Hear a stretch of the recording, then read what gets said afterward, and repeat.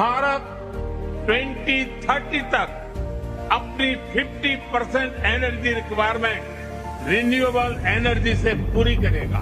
আমরা আমাদের সমালোচনা করতে গিয়ে বলি মানুষ ঠেকে শেখে। বাস্তবতা হলো মানুষ কখনোই শেখে না। মানুষ মুনাফার পেছনে পাগলা ঘোড়ার মতো ছুটে চলে। নিজের মৃত্যুর ঝুঁকি জেনেও মানুষ এই দৌড় থেকে নিজেকে ফেরাতে পারে না। আমাদের ব্রহ্মপুত্র নদ আর যমুনা নদী উজানে একসাথে সিয়াং নদী নামে ভারতের অরুণাচল দিয়ে বয়ে এসেছে। স্থানীয় কৃষিজীবী সম্প্রদায়ের পানির উৎস পবিত্র এই নদীর উপর ভারত তাদের জমিতে দেশের বৃহত্তম বাঁধ নির্মাণ করতে চাইছে। দেশটির পরিকল্পনা হল 9 বিলিয়ন ঘনমিটার পানি ধারণে সক্ষম একটি জলাধার তৈরি করা।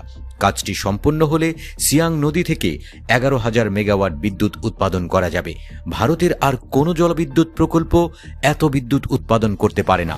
সিয়াং আপার মাল্টিপারপাস প্রজেক্টে ব্যয় হবে $13.2 বিলিয়ন। সিয়াং নদীর ওই প্রকল্পে আইপড হল অন্তত 20টি গ্রাম তলিয়ে যাবে, প্রায় 24টি গ্রাম আংশিকভাবে ডুবে যাবে।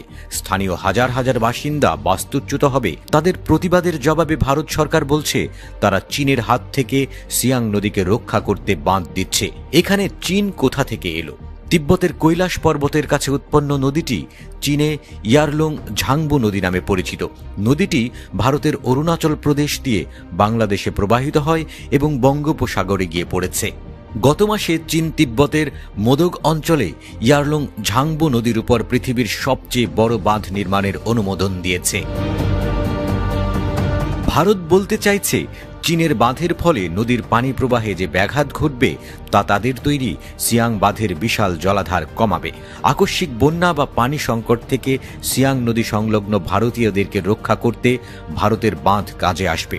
কিন্তু পরিবেশ বিশেষজ্ঞদের আশঙ্কায় হিমালয় অঞ্চলের টেকটনিক অ্যাক্টিভিটি অর্থাৎ ভূমিকম্প ইতিহাস চলে আসছে। সাথে প্রবল বন্যার কথাও ভাবতে হচ্ছে। এসবের উপর দুটি বিশাল বাঁধ ভাটি অঞ্চলের মানুষদের জন্য ভয়াবহ হুমকি ডেকে আনতে পারে। নদীর পানি ভাগাভাগি নিয়ে দেশে দেশে সংঘাত আগেও হয়েছে, এখনো হচ্ছে। সিন্ধু নদীর উপনদীগুলোর পানি বন্টন ভারত পাকিস্তান সংঘাতের অন্যতম বড় ইস্যু। নীল নদে বাঁধ দেয়া নিয়ে মিশর আর ইথিওপিয়ার মাঝেও বিরোধ রয়েছে।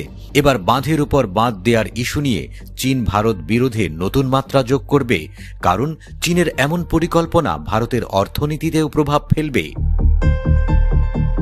চীন বা ভারত অনেক সহজেই আন্তঃসীমান্ত নদীগুলোর উপর বাঁধ বানানোর প্ল্যান করে ফেলতে পারে, কারণ তারা কেউই জাতিসংঘের আন্তর্জাতিক পানি প্রবাহ আইন চুক্তিতে স্বাক্ষর করেনি।